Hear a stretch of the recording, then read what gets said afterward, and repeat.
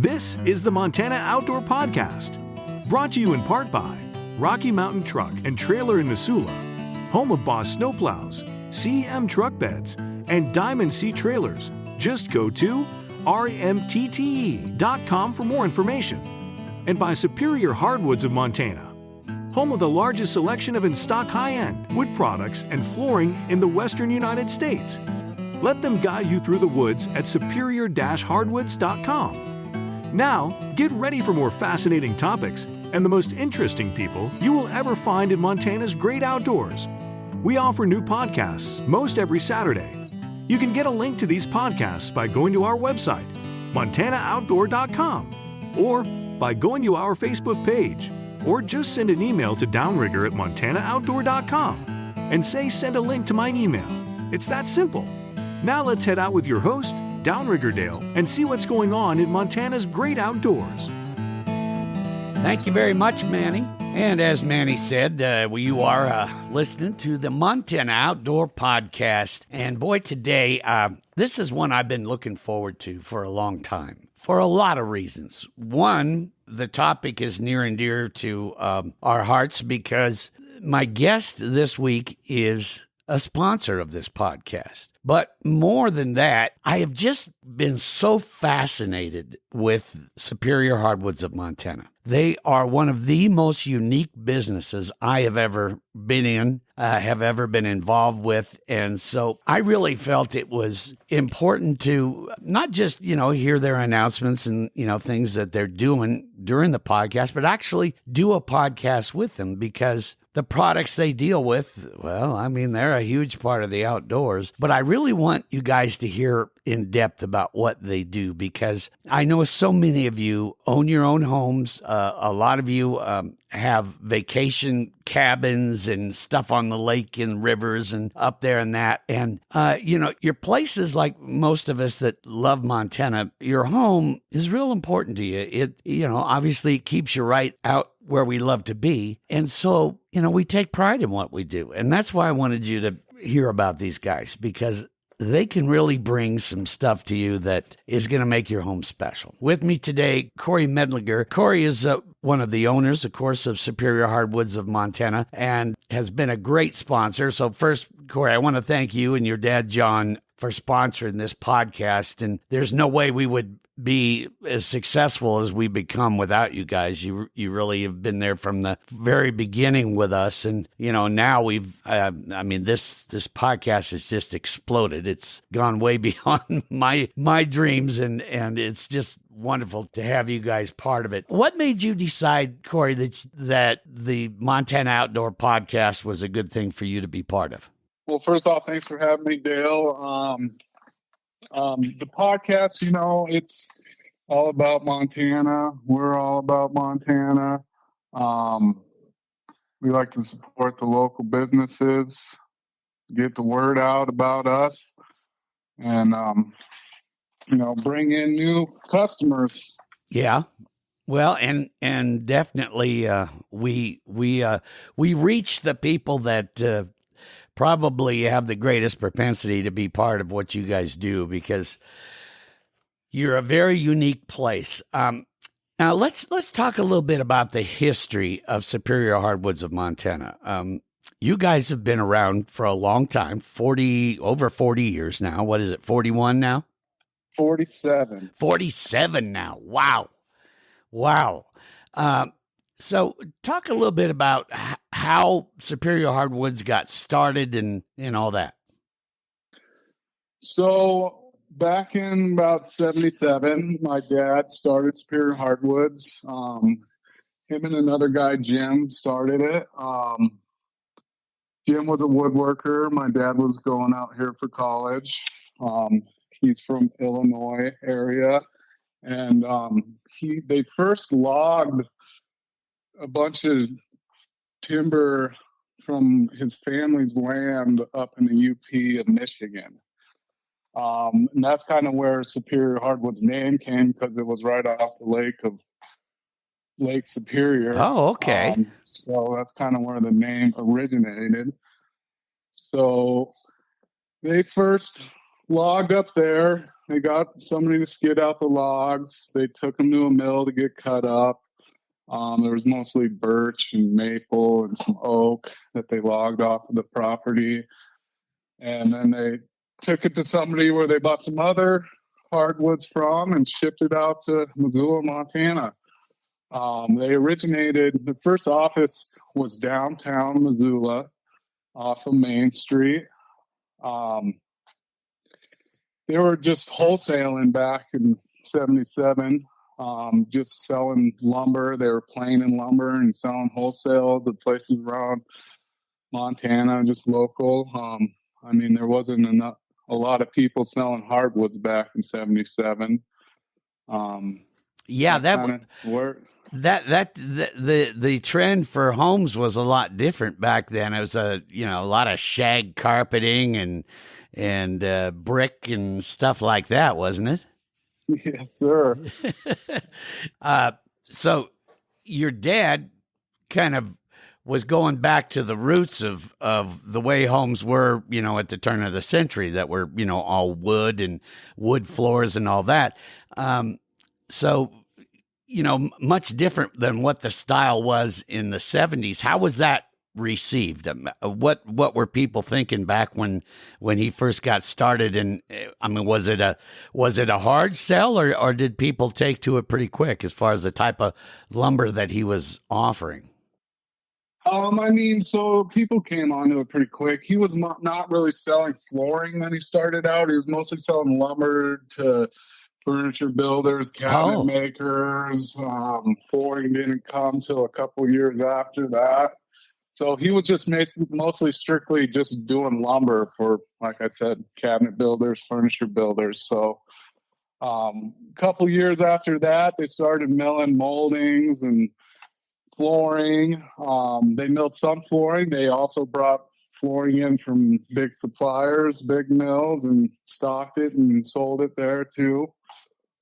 Now, was that all from the location that you're still in now? Just south of Missoula there? No, like I said, this started all in downtown Missoula, Okay. and then they moved probably in the 80s to another place off of North Avenue that they set up more of a mill. We had a molder, resaw, planer. Mm-hmm. There was just a bunch more equipment, more room, and then they started milling, molding, and flooring, and stocking flooring, and got out of the wholesale business and went more towards retail. Okay. Well, obviously, this was all a really good idea because here it is now 47 years later, and you guys are still going. And, if you look at the odds of that, that's pretty low. You don't find many businesses that last that long. In fact, what is it? The national average is most new businesses don't last past a year. And here it's been 47 years later. What do you think was the secret recipe there that your dad had to make a business like that last so long, when we've seen other businesses, maybe a little similar, kind of come and go? I mean, you guys have become such a main staple of the hardwood business, not just in Montana, but all around the country. What made that continue like that? I mean, quality products, putting out quality products is probably a big one. And service, we have a lot of knowledge of what we sell and can inform customers on what they're getting. Mm-hmm. Changing throughout time has helped, changing of what's going on in the world, like the reclaim business. My dad didn't start in selling reclaimed wood till the late 80s, and nobody was really selling reclaim then. I mean, it was kind of a new thing, and he was kind of one of the first guys selling reclaimed lumber in Montana, and of course that has caught on to big time, big thing. Yeah. Yeah, I mean, it's just so unique, and we'll get into that here shortly because that's become a big part of what you do. So now let's talk a bit about you. So when did you get involved in the business? How old were you when you started working there? I mean, I feel like I've been there my whole life. I mean, Yeah. running around the shop when I was a kid. I was always doing stuff there, it seems like my whole life. But after high school, once I graduated high school, I was working there full time. Maybe during high school too, I was working out in the back, denailing reclaimed lumber, Right. helping with pulling orders. So yeah, I mean, I started in the back and then I moved up to the front doing sales. And to be honest with you, I worked there for a couple of years. I was a kid right out of high school, and I was probably just a young punk. And I butted heads with the manager, and I did get fired at one point. Oh, you did? Oh, I did, yeah. Oh, man. Oh, we got some stuff in common there. That happened to me too. And then I built houses for a local contractor for 7 years after that, which was a good thing to learn. I mean, I've done a lot of work on my house, and it helps me in the business I am in now, just working with contractors, knowing kind of the process they do to build stuff for flooring and installation and everything. So it's helped me in the long run. And then after that, I've been full time for about 14 years. Mm-hmm. Now, working there. What was it like, after you got fired from your dad's business? What was that like around the Thanksgiving table? Was it a little? It wasn't bad. It wasn't too bad. I mean, one thing, my dad and I's relationship has been good. I mean, I've known people who butt heads with their doing a family business. Sometimes it can be tough, but I mean, I got a great relationship with my father, so that's always been good. Well, yeah, that's good. It sounds kind of funny, but that's a pretty common thing, when you're growing up and you often, like in my case on my dad's ranch, I worked there because I didn't have a choice. It was kind of indentured servitude almost, but then as you're getting a little older, you start thinking, the old man doesn't know what he's doing, and that's when that headbutting happens. But now, of course, here you are, back in the business, been there a long time. And now you're, obviously a very key part of the business. So what is that like working with your dad for that many years? I mean, do you look at it, kind of like coworkers, or is it always a father-son kind of thing? I mean, at the beginning, was probably more like a father-son. Now, years past, it's more of co-workers. I mean, he's kind of a mentor to me. I mean, he started this business from the ground up, so yeah, he's got a lot of knowledge, a lot of experience that I can use, and I mean, he helps me.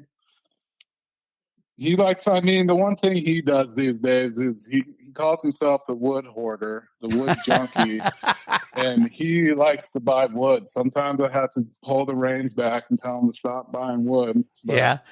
Yeah. So it's definitely evolved more like a partnership now, where that you're out doing those things. But there is certainly probably nobody I know of that knows more about wood than your dad, and really a guy with an eye for it, which is, I mean, that's just something I guess is more God-given.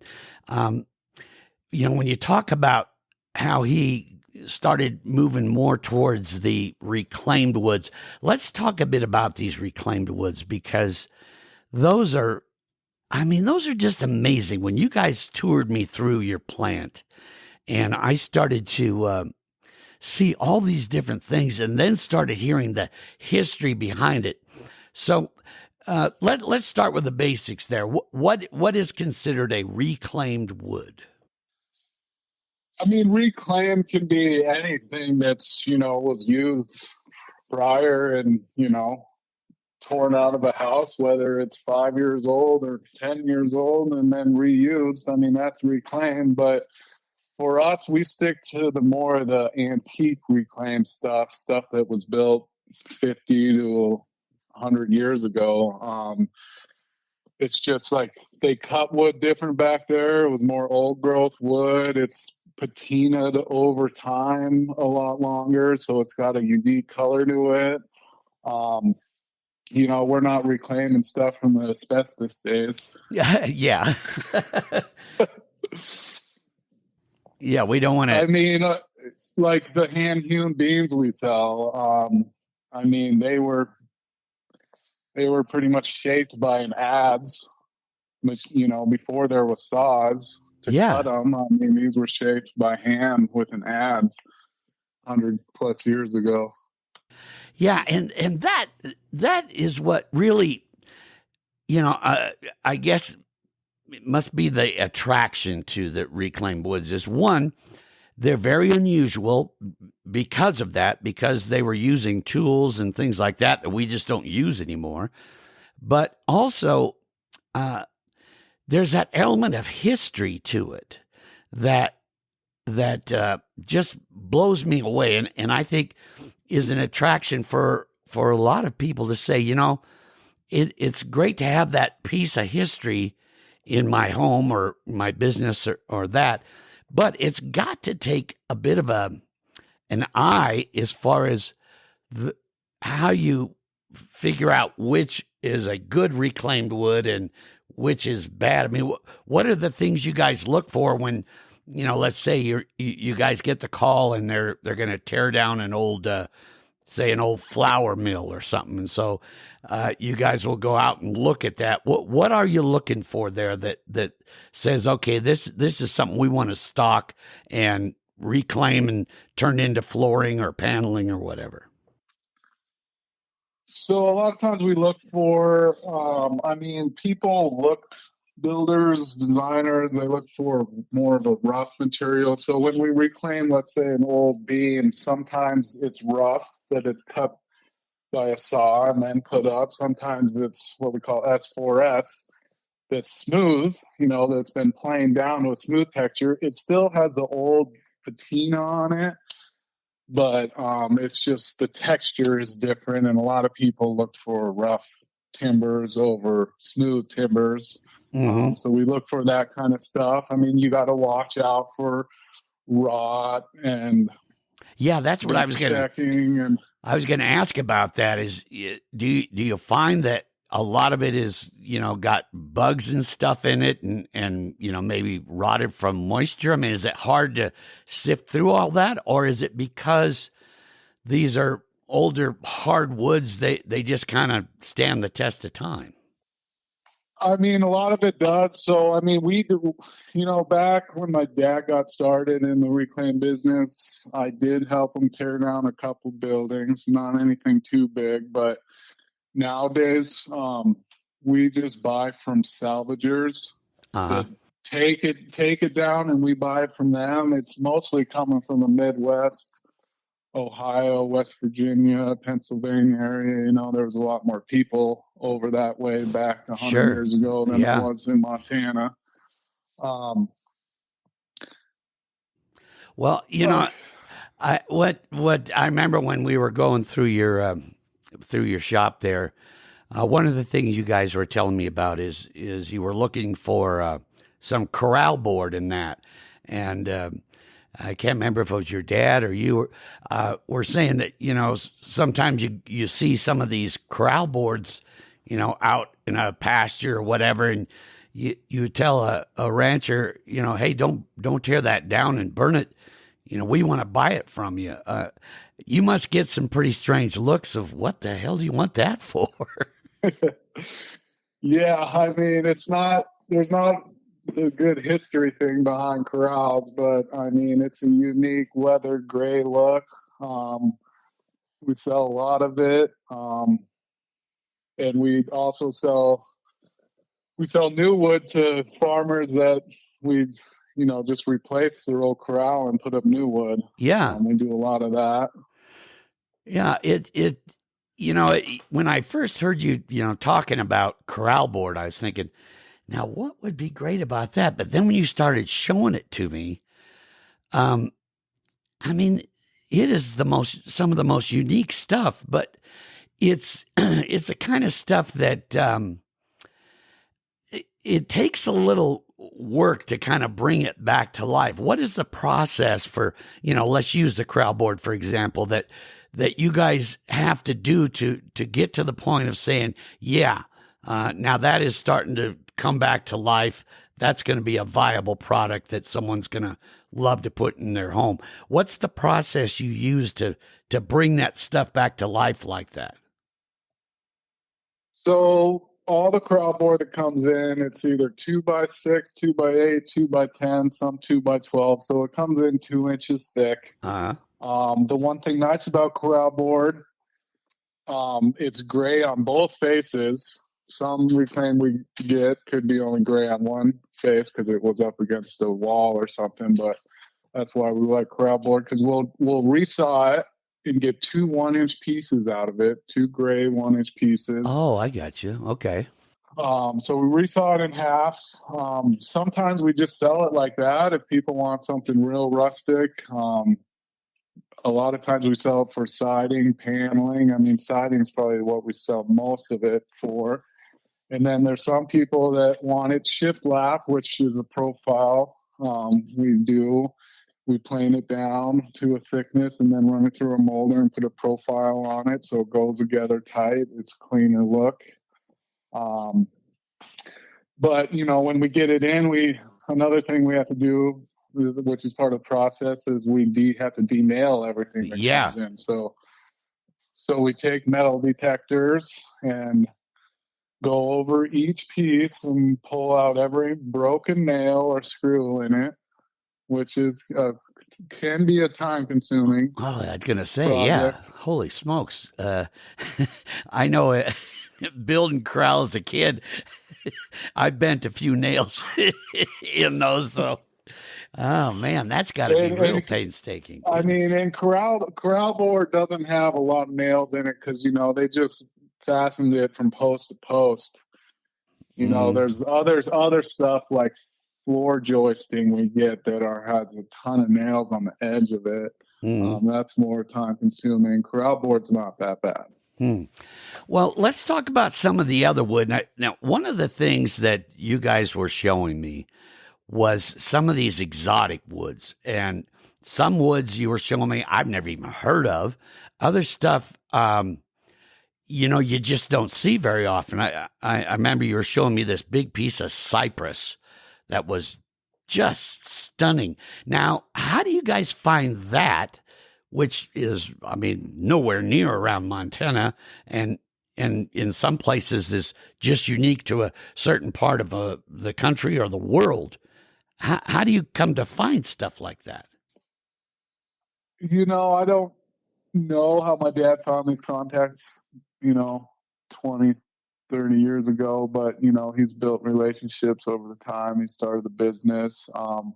We have never really brought anything from overseas. It's just people that sell that kind of stuff that we've found during the time of business and built relationships, and they keep bringing it in. There's a lot of exotics that you can't even bring into the States anymore. But, they have a good supply of it. We just buy it from suppliers, and we get some crazy stuff like zebra wood, babinga, cocobolo, East Indian rosewood. I mean, teak. Yeah, I mean, just some of the stuff that just blows me away. What was the one you were showing me that was olive? It was olive wood, I think, is what it was. Yeah.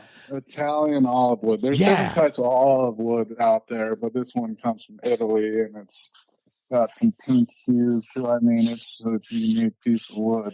Yeah, I mean, just blows me away. So now, how does that work? So you guys are, your dad's hearing about this stuff, like you say. He's a wood hoarder. He's hearing this. Oh, I got to have that. Got to have that.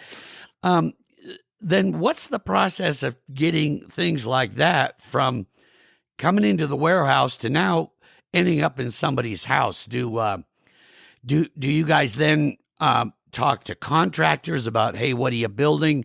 I might have something that would be unique for that room, or is it more of the homeowner that's looking for something unique? How does that end up from back in some warehouse in Louisiana or wherever to now in somebody's home somewhere across the country? Sure. So, I mean, a lot of exotics we sell, we don't ship out of the state much. That's mostly walk-in stuff and people around Montana. Uh-huh. We have a walk-in retail lumber room there where people come in and pick out a board. Some people pick out 500 board feet. It all depends. So it's kind of rough lumber. There's still some work that needs to be done. Furniture builders, they come in by exotics. I mean, we sell exotic slabs that go pretty big for people building dining room tables, conference tables. So, I mean, homeowners come in, contractors come in, they all come in. We don't really kind of push it out there. They mostly call us when they need something crazy because they know we can get it. Mm-hmm. Yeah. Yeah. You've got that reputation now where a homeowner, talking to the contractor says, hey, I want the most unique bar for my basement. And it's like, oh, okay, I know the place we're going to go. So there's that kind of stuff. And what it comes down to really is the slogan that you guys use, what we've just been talking about. Really, it comes to, and people have heard me say this on the podcast many times, let them guide you through the woods. Where did that slogan come from? Because it is absolutely perfect for your business. Who thought of that?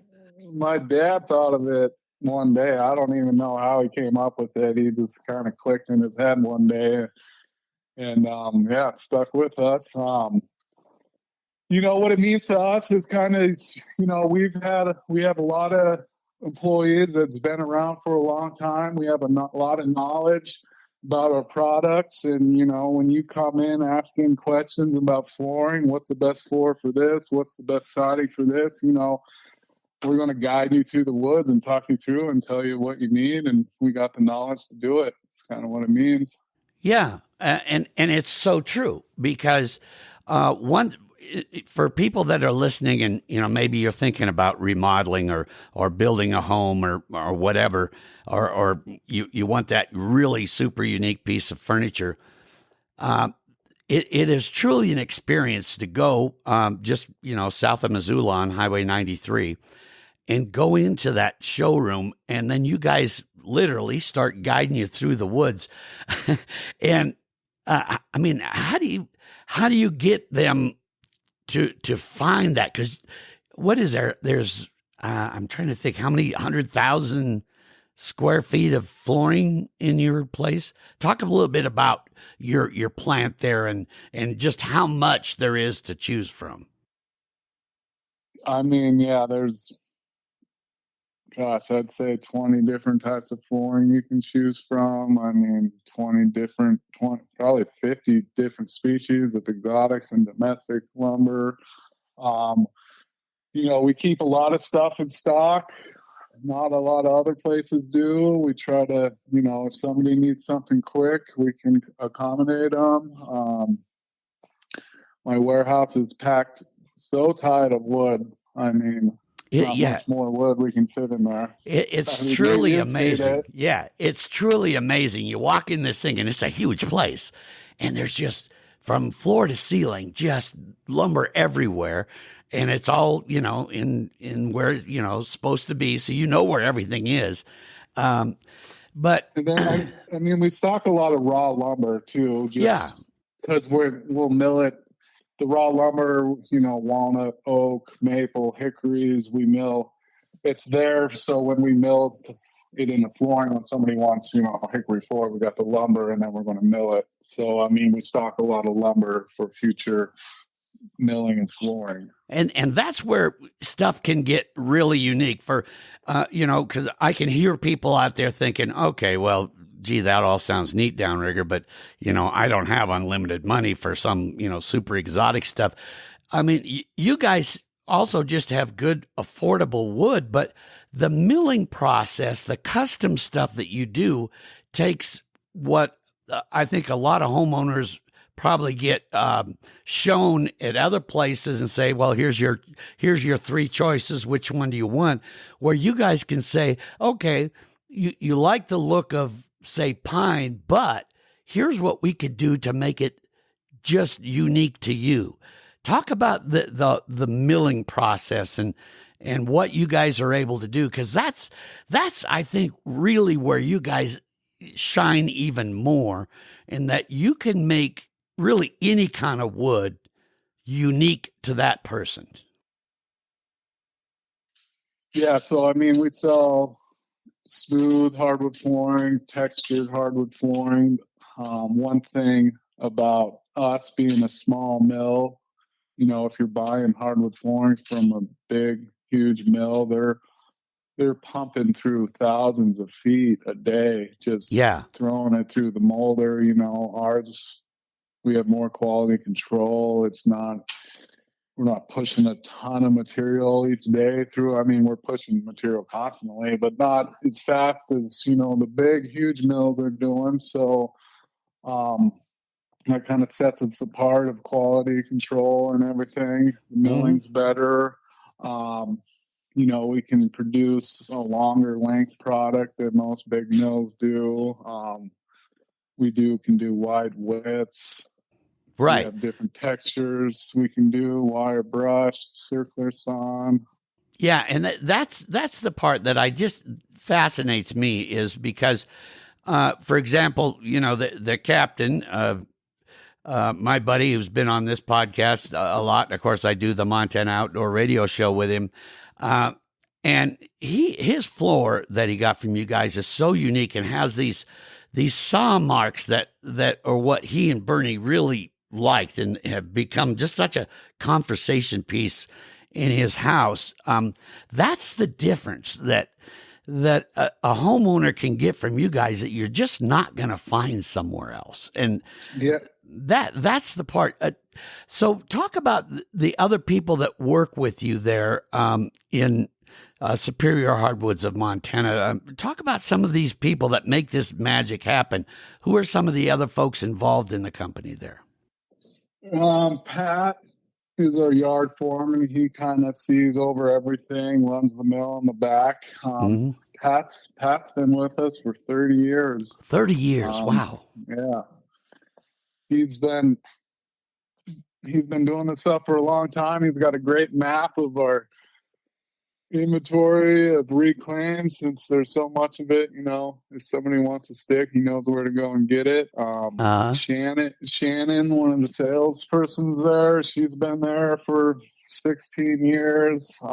Scott, the other salesman, has been there for 10 years. So a lot of knowledge, a lot of questions we can answer and help you guys out.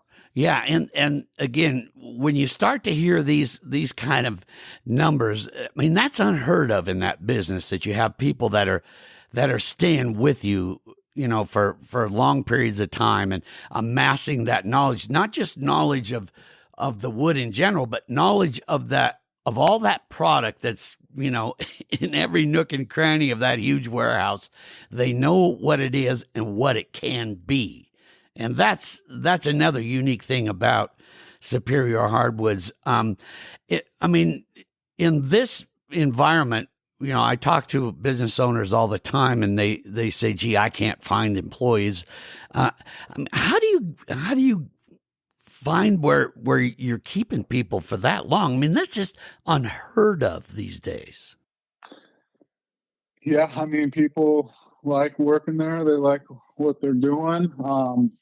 I mean, we're trying to hire more people, but of course, it's a struggle these days Yeah. finding quality people. I was going to ask you, are you hiring now? Are you looking for people that, because, for people out there listening that maybe want a career change, I'll tell you what, you would get some knowledge going to work for this company. What positions are you trying to hire for right now, Cory? I mean, mostly in our yard. One thing that's kind of backed up or a hiccup in our business is that, I mean, my mill shop's 8 to 10 weeks out on milling new products.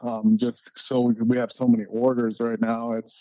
I need guys in the yard pretty much right now, pulling orders, denailing wood. Okay. That's really what we're looking for right now. What kind of pay for a starting position like that do you guys offer? I mean, it's all depending on experience. No experience, I'd say $18 experience. Oh, that's pretty good. That's pretty good. That's pretty dang good. Well, I got a nephew I might send your way. He just moved back here and is looking for work. I might just send him over there because the thing there, especially for you younger people saying, well, yeah, I could start with something like that. You're going to get an incredible education about woods. You're going to work for one of the best, so you're gonna get the education there. Now let's shift gears a little bit. For those, we have so many people that listen to this podcast outside of Montana, which has blown me away. And don't get me wrong, folks, I love it that all of you out there from now, I think we have listeners in every state in pretty much every province of Canada. You guys don't sell just in Montana. I mean, if somebody from, say, Denver says, boy, that sounds interesting, you could actually you can get product to them, right? Yes, sir. Yeah, we ship all over the country. I think we've shipped up to Alaska before and all the way over to New Jersey. Yep. The website has been good for that. Having a good website, people find us on there, and yeah, we're able to ship all over the country. Yeah, and the website superior-hardwoods.com, right? Yes, sir. Yeah, that I really encourage you if you're interested in you've got a project coming up or that, whether you're a contractor or a homeowner or, whatever, a designer, go to superior-hardwoods.com, and that's a great place to start to get to know this company because you're gonna learn a ton about the history that we've talked about a bit, but also that's kind of where that guiding you through the woods starts. And you're going to get a really good feel for what's there. And then obviously the next step is to get a hold of Cory or one of the people there and sit down and start talking about the project and what you guys have coming up. We're going to take just a quick break here, Cory, but when we come back, I want you to talk a bit about some of the more unique projects and unique things that you've come across. I think, some of these reclaimed woods and that of where they came from and that some of the stories behind that are fascinating. So think on that, and we'll talk more about it right after this.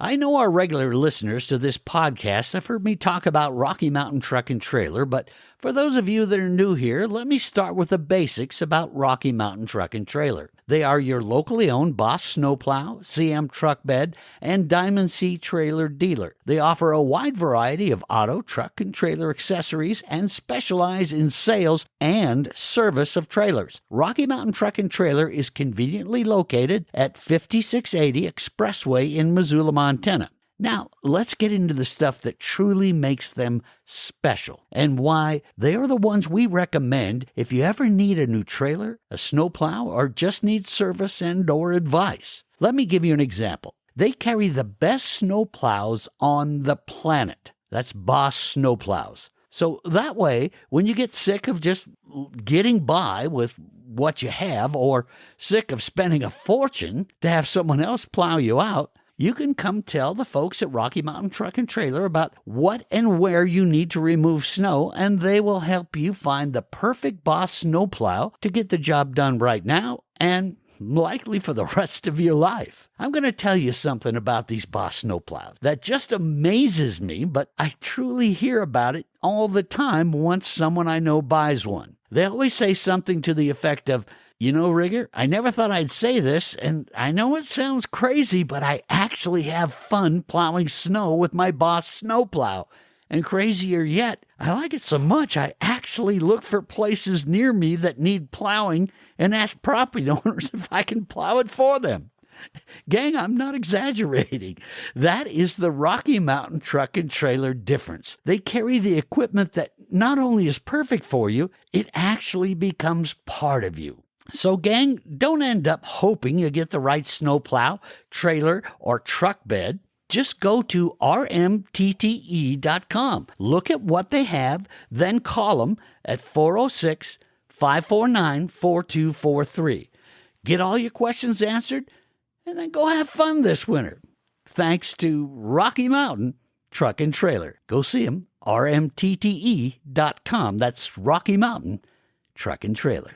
And we are back here on the Montana Outdoor Podcast talking about one of the sponsors, the great sponsors of our program, Superior Hardwoods of Montana, and just a legendary business that started from these humble beginnings, as Cory Medlinger is our guest this week. And, the humble beginnings of how his father started this to now, one of the premier hardwood companies in the United States and really the world for that matter. Cory, some of the stories behind some of this wood that is sitting in that warehouse, the reclaimed stuff, talk about where some of this has come from and some of the history behind it. So one of the more unique timbers we have gotten is we got some water recovery oak beams. I mean, one's 23 inches by 23 inches by 50 foot long. They're big. Wow. So those got pulled out of the St. Lawrence Seaway in the 1800s. So this was this stuff that had sunk underwater then, or? Yeah. Really? Yep. So they were formed into beams before they sunk, so they're square. They were probably hand hewn, but since they were underwater, you can't really see the hewn marks anymore. But we think back in the 1800s, there was a lot of boat building going on. Sure. Down in the St. Lawrence Seaway in New York. And we think some ship must have sunk and dropped off a bunch of beams underwater. So it's kind of a unique product that we've gotten in the past. And then what was some of that made into? Do you know? So most beams we get in stock, we sell as is. People building a timber frame house, in mantles, mostly timber frames, accent ceilings. Some people put some beams in their kitchen or their vaulted ceiling. Most of the time we sell timbers, it's just faux timber. I mean, they're not structural. They're just a facade, they're just up for pretty much decoration or the look of what it would be like. And what did that, does wood that has been sunk underwater for a long time, does that give it some kind of unique property or? Yeah, I mean, just gives it a unique look. I mean, mostly people are buying timbers because of the unique look of the property. I mean, I'm sure they're hard to cut up. I'm sure they're full of silica. Probably not real easy to work with, yeah. No, but it's just mostly the unique look. I mean, you can put them in your house, and I'm sure nobody else has them in your house. Exactly, yeah. Stuff like that. People are going to look up and go, "What the heck? Where did you get that?" Anything else that stands out to you over the years? I mean, we'll talk about a local one we've got out of Montana. So there's an old, which I'm sure a lot of local people have seen it. There was an old water flume that went from Georgetown Lake to Phillipsburg. Yeah. Supplied water to the mine companies. I can't remember the name of the mine. I want to say it's the Metallic Mine Company, but I could be wrong. But it was a water flume, and it was all made out of clear all heart redwood. We got a lot of wood out of that project, and we mostly milled it all into wall paneling. And it has a deep red tone that has this black streaking through it from the water. It's a pretty unique product, and especially for Montana, because I mean there wasn't any redwood trees in Montana. Exactly. You know, and you think about it, you know, now redwood is like, oh, well, that's a kind of a premier thing. And, you know, that, and here back in the day, they were like, yeah, get some of that. That's a lot of redwood there. We'll haul that over there and make a flume out of it. Yeah. You'll just go, what? You know, nowadays. Now, so when you find something like that, then do you amass a crew to come take it all apart, or is that usually whoever's selling it has got to that point? Yeah, again, that's what someone we bought from a salvager. We didn't take it down personally. We bought it from a guy that was contracted to take it down, and we bought a bunch from him. Well, if some of these woods could talk, I bet you they would have some stories to tell. What's next for Superior Hardwoods of Montana? I mean, obviously, you guys continue to grow, and I know you stay very busy, and because of the custom and the uniqueness of it, it's in high demand. Is there anything that's on the horizon for you guys, or is it just business as usual? I mean, business as usual. We're trying to purchase more land, store more wood, you know, so my dad can buy more wood. The wood hoarder needs more space. Huh? Yeah. I mean, I feel like the business is always changing a little bit. Things get trendy. You know, we deal with designers a lot that, you know, the crowd board used to be real popular. It is still kind of popular, but now it's shifted to more brown tones in houses. So, I mean, we're always changing that, trying to bring in new products. You know, sometimes species of wood get popular and then they die out. So, I mean, we're just kind of keeping up what's on the trend and keeping supply of what's everybody's buying right now. Yeah. And the best way to get a hold of you guys, for any of our podcast listeners that are saying, gee, I want to talk more about that. Obviously, superior-hardwoods.com, a great place, just as I said earlier, to start. What are some other ways they can get a hold of you, Cory? I mean, they can just call local office at 406-251-2272. That's probably a good way. I mean, you could walk in and see us. We're in Missoula. We're at 5120 Highway 93 South in Missoula, just south of town.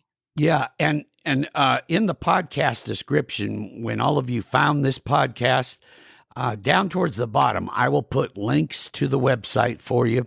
I'll put links to the general email to Superior Hardwoods, and I'll get the phone number in there, and that'll make it easy for those of you listening that rather than trying to look it up, it'll all be right down there in the podcast description. So that'll make it real easy for you, and then you can get a hold of this man here or any of the fine folks there at Superior Hardwoods, and get your guide scheduled so they can guide you through the woods. And you are going to be in for a real treat, because this will be like nothing you've seen. This is not a big box store kind of experience. This is an experience that that's going to change the way you look at wood big time, for sure. Any parting thoughts that you have before we go, Cory? I mean, we got pretty much everything that will suit everybody in there. We got a little bit, rustic to modern. I think we got a little bit of something for everyone. So I just encourage you guys to stop in and let us guide you through the woods. There you go. And be sure and tell your dad, John, hi if you run across him there in the in the warehouse making more space for more wood. Let him know I said hi. I will. Just a great business. And thanks so much, one, for joining me today and spending so much time. I know you're busy, but also, thanks for your support of this podcast. It really means a lot. And, because of you guys, you've brought a lot of, great conversations about Montana's outdoors and a lot of great stuff to the people all across Montana and really around the country. So thanks to all of you and everyone there. And one quick thing I did forget to ask you, if people are interested in maybe coming to work for you, how should they get a hold of you? Just the same way, just go to the website and send a message in that way, or what do you prefer? Yeah, you can go through the website and send a message that way. You can always drop off an application. You can email an application through the website. Sure. You can always call and ask for me. There you go. I mean, that's always. So if you guys are interested in a career there, I'll have that information down in the podcast description as well. And I'll tell you, if this sounds like something that you're interested in, this would be the company to go work for, because you're going to learn a ton, and you'll have a blast. I mean, there's a reason that people have been working there for 30 years. So that's a good point right there. All right, Cory. Well, thank you so much for spending this time with us here, and we will stay in touch, and I know you'll dazzle us with some more great stuff down the road. Yes, sir. Thanks for having me, Dale. Cory Medlinger of Superior Hardwoods of Montana. That's superior-hardwoods.com. Be sure and go see them and let them guide you through the woods. Until we meet again, folks, be careful out there in Montana's outdoors. Have some fun, and we'll see you next time here on the Montana Outdoor Podcast. Thanks for listening to the Montana Outdoor Podcast. It has been brought to you in part by Superior Hardwoods of Montana, home of the largest selection of in-stock high-end wood products and flooring in the western United States. Let them guide you through the woods at superior-hardwoods.com. And by Rocky Mountain Truck and Trailer in Missoula, home of Boss Snowplows, CM Truck Beds, and Diamond Sea Trailers. Just go to rmtte.com for more information. So what did you think of today's podcast? Send your questions and comments to Downrigger at montanooutdoor.com. We should be dropping a new podcast this next Saturday. Until then, we will see you soon out in Montana's great outdoors.